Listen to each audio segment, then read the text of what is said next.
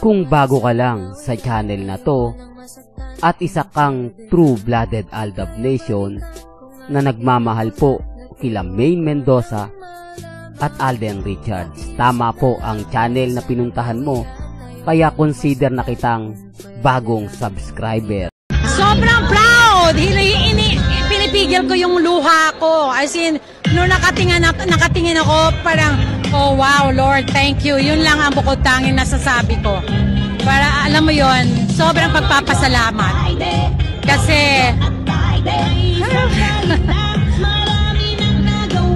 nagkaroon ako ng ganyang klaseng anak. Alam mo yun, nasa power na, congressman na, pero never kong nakitaan ng pagyayabang. Never kong nakitaan ng pagiging humble. Bagkus mas bumaba pa, mas naging humble siya at mas naging mapagmahal na anak. Ang sinasabi ko, mahalin mo lang yung mga nasasakupan mo at gamitin ang puso, hindi lahat utak. Kasi pag once may puso, babalik sa iyo yung puso na yan, mamahalin ka ng buong Distrito 1. Welcome back mga ka-Aldab. Ito na naman po ang inyong lingkod, si Mr. Destiny, at syempre magbibigay tayo ng pinakamagandang update na kung saan pinost ni Mengay na nasa beach nga po siya. Pero bago yan, pag-usapan muna natin ang video. Kaya ko lang po pinakita yon sa mga nagre-react po, sa mga nagsasabing kasama daw po ni Congressman Arjo si Maine. Hindi po. Si Ibiang lang po yung kasama nyo. Yun po yung last speech ni Congressman Arjo bilang congressman ng 1st District po ng Quezon City. At ang pinakahuli na hindi po sinipot ni Maine Polkerson o hindi po sinama si Maine Polkerson. Masakit para po sa mga taga District 1 na kahit sa kahuli-hulihan pong speech ni Congressman Arjo, never pong sumama si Maine. Ito yung common sense na lang po. Maraming galit sa akin dahil sa sinasabi ko nga po.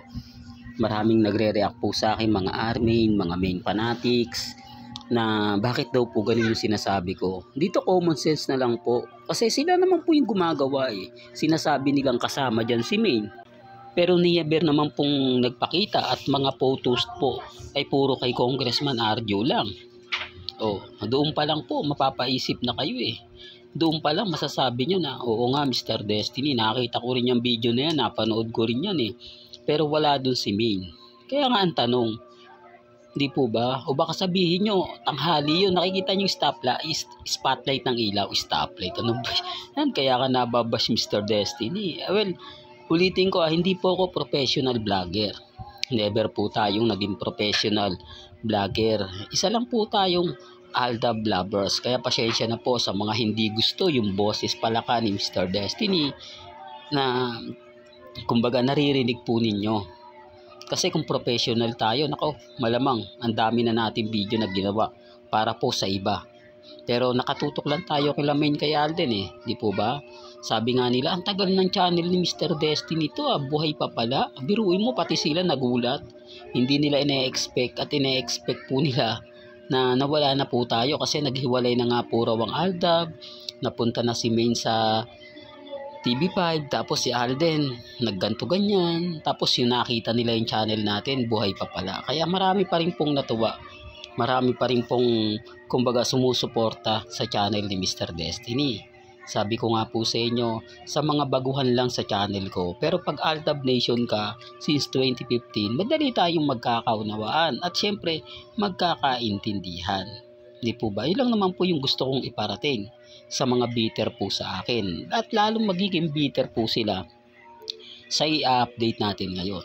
Punta na po tayo sa ating pinaka-main update. Ito yung post ni Maine na nasa beach po siya. Ang tanong, di po ba?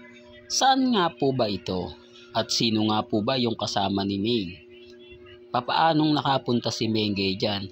Gayong, di po ba? Nasa 8 Bulaga siya. At bakit yun na yung pinost niya? Marami tuloy nagdududa mga ka-Aldab na totoo yung mga sinasabi ko. Siyempre duda lang kasi sabi nga nila hindi sila naniniwala sa atin. Pero nagdududa sila kung bakit nga po ba walang ganap kay Mengay at kay Congressman Arjo. Real talk yan mga ka-Aldab. Kaya nga sabi ko sa inyo, yung mga bitter po sa akin, madalas talagang naghahanap po talaga ng resibo. Naghahanap talaga ng ebidensya. Pero kita nyo naman po yung mga pruweba na pinapakita ko. Mapapaisip ka din kung saan beach nga po ba to. Baka yan yung Mr. Destiny sa US, kaya nangitim si Mengay. Baka yan sa ganto ganyan na beach. Di po, marami ng kwento lumalabas, pero ang masaya dito mga kaaldab, yung mga post ni Maine at post ni Alden sa social media, pumapabor at umaayon. Diba? Kaya yung mga bitter po sa akin, yung mga nagre-react sa akin, kampante lang tayo. Diba? Ang problema lang po yung bitter, yung mga nagsasabi, nako, Mr. Destiny, fake news ka talaga, lahat ng sinasabi mo hindi totoo.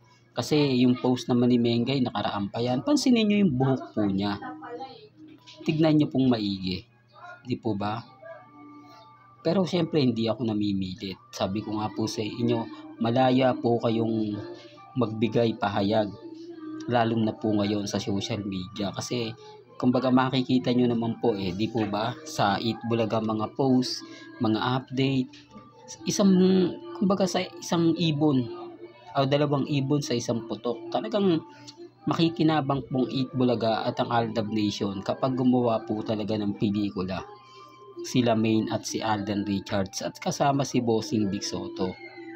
Marami na kasing kwento yung lumalabas na tama ka Mr. Destiny. Kasi kung GMA may hawak pa si Alden, hindi sila papayag.